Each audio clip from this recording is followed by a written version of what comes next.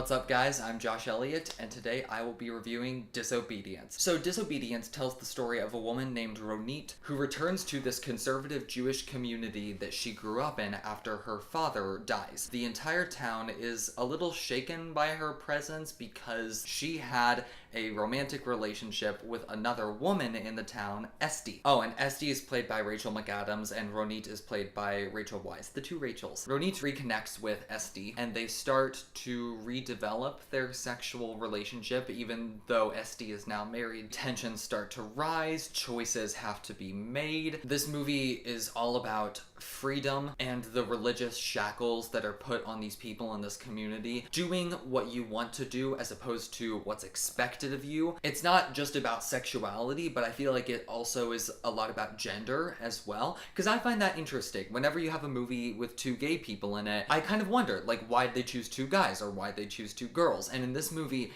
it really does affect the movie that it's two girls, because women don't have many rights in Judaism to begin with. This story is about two women who have spent their entire life being told what to do, being given these rules to follow, and now they're finally doing things for themselves, finding their own little freedoms in each other. It's fascinating to watch them go through that, especially for Rachel McAdams' character. Something clever this movie does, it kind of submissively switches perspectives without you noticing, because a majority of the story is told from Rachel Weisz's perspective, but once she redevelops her sexual relationship with Rachel McAdams, it starts to become a lot more about her, and I really liked her character. Ronit, she already escaped this community. She doesn't really have much to lose through this relationship, whereas Esty, Rachel McAdams' character, has literally everything to lose. She has been raised in this community her entire life. She knows nothing else but this life, these rules that she follows, these people that she's grown up with. If she, one, divorces her husband, and two, divorces her husband because she's a lesbian, who knows what would happen to her? Like, she would be thrust into a world that she would not understand. She would be rejected by this world that she has known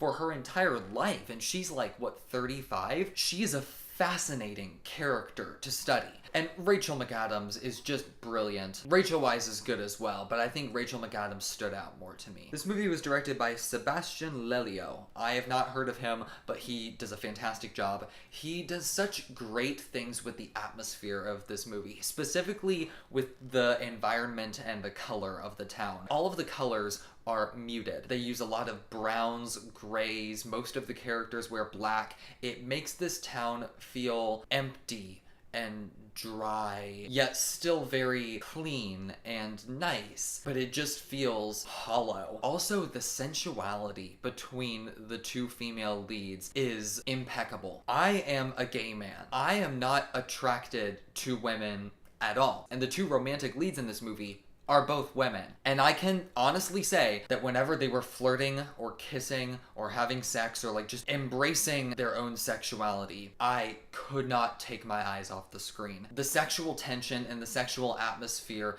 is riveting to watch, so much that it actually got a gay man to like really be absorbed by their sexuality and how they express it. It's really fascinating how they do it. Now, I will say this movie is not faultless. There are a few issues. It is about 15 to 20 minutes too long. There are plenty of slow moments in there. On the bright side, though, the slow moments are kind of spread out throughout the entire movie, as opposed to like an hour and a half of the movie being really interesting and then the final 30 minutes isn't. It's not like that. There would be like a couple slow moments and then something profound would happen. It kept losing my attention at times, but it kept finding ways to gain my attention back. Also, I would personally say that some of the information was thrown in at the wrong moments. Rachel Weisz and Rachel McAdams not only had a sexual relationship in the past before Rachel Weisz left, but the town actually knew about the sexual relationship, and that's why Rachel Weisz left. That is some very vital information that I don't think was revealed until much later on in the movie. Unless my attention skills